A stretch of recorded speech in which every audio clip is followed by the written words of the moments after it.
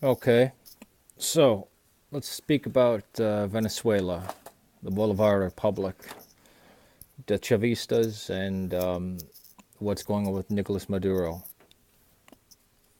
And the communist dream realized, well, under Karl Marx in the Communist Manifesto, you must expel all immigrants, right? Venezuela expelled all Colombians.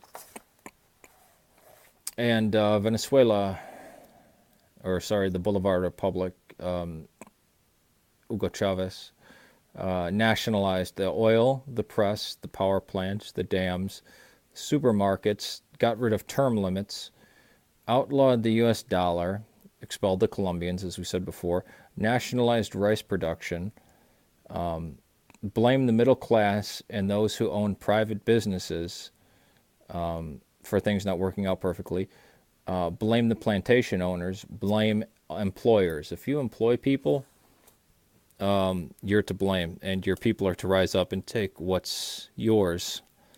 Call free trade counter-revolutionary. Property that was earned, take property that was earned and give it away to the unearned. Destroy inheritance. Again, destruction of inheritance and outlawing of inheritance is part of the Communist Manifesto. Discourage farming and industry. And how is this done? Now, keep in mind, people say you hear nationalized. I don't think you understand what that means, because, well, let's go through it. The production of fertilizer, the world's biggest fertilizer company, that was taken away from private hands. They threatened to seize Venezuela's biggest employer and largest brewer and food producer. That's what Chavez threatened to do. He might have already done it right by now. Seized a mid-sized bank called Banco Federal and dozens of small banks because he nationalized the currency in the banks. Remember? Owens of Illinois Incorporated, the largest manufacturer of glass containers, nationalized that, which means he stole that from that company, from an American company in 2010. The cement sector, anyone making cement, now all those companies belong to the Bolivar Republic. Gold, not only the National Reserve, but all gold mines and gold smithing plants, gold manufacturers belong to the government as of 2011. 2009, steel, the largest steel mill in South America, owned by Argentina, was nationalized. So screw you, Argentina, and the private ownership of Argentines. 2007, telecommunications were nationalized, and that was the U.S.-based Verizon. 2007, power was taken, which means power plants, dams, and even coal and oil burning power plants nationalized. Now, keep in mind, the people who run this are not the people who've been running it for 20 years or built the companies. They are people who are like bus drivers and stuff, like Nicolas Maduro.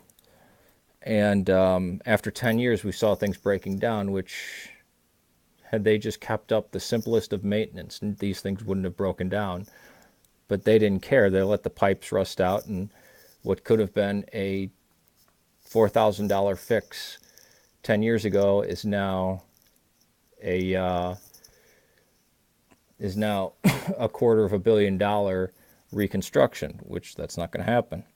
So lights are going out. Transportation industry, especially the ferries, 2011, that was taken out.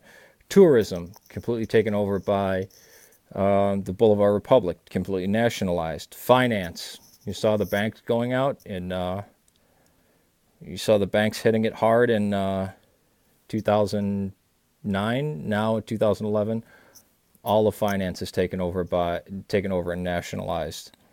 All agriculture, banking, health, so all hospitals and all food supplies been nationalized. run into the ground, and now people are fighting over water and toilet paper, and they're eating rats. And still, it gets blamed on the middle class. See, this is what Idi Amin did. He kicked out all the Asians from Africa because they were a different race. Except they were the doctors, the merchants, the tradesmen, the capitalists, the lawyers. They actually made the country run. And they weren't getting super wealthy off it. They were just making a living. And they were basically the fast track to modernizing the country and keeping people from starving. When Idi Amin got rid of those people and put their businesses in the hands of people who had never run those type of businesses before, things went to hell. Well, when Hugo Chavez did it, and the Chavistas, and that got passed down to Nicolas Maduro when Chavez died, people like Sean Penn and Harry Belafonte and Danny Glover praised him, and Susan Sarandon and all those people. Tim Robbins praised Hugo Chavez. And the rest of us could see it. Anybody who has South American blood in them, knows anything about South America, saw this coming. But it was real easy to appease the poor thugs that couldn't read or write in the ghettos and blame it on all the people who are of Spanish descent, or who have lighter skin than the people in the ghettos, and blame it on the United States. And it was easy to blame the United States when Bush was in power, but when Obama got elected, Chavez really couldn't blame the United States that much. The United States had no dealings with the United States. The United States had no dealings with Venezuela, even when Chavez stole United States companies like Verizon and Owens, Illinois, and all these companies that the United States was bound to retaliate if these were stolen by a foreign power. Obama, by doing nothing and not caring that these were stolen by a foreign power, actually, you can say he did the right thing through his incompetence and cowardice, because there was no United States going in and harassing Venezuela. Chavez stole these things, ran them into the ground, and he didn't get his little proxy. He didn't get his little fighting against the big bad U.S. What did he do? He expelled the Colombians. Said that they are the evil race. Expelled the Colombians. And now Venezuela is hell. Doesn't matter if outlawing the United States dollar. That's horrible too. This is the truth of Venezuela. Yes, I'm half Irish. I'm also half mestizo. And again, people in the United States will say, oh, well, you don't get to talk since you don't look like a Mexican. Even though Mexico is not South America. And South Americans don't look like Mexican. Peace to you.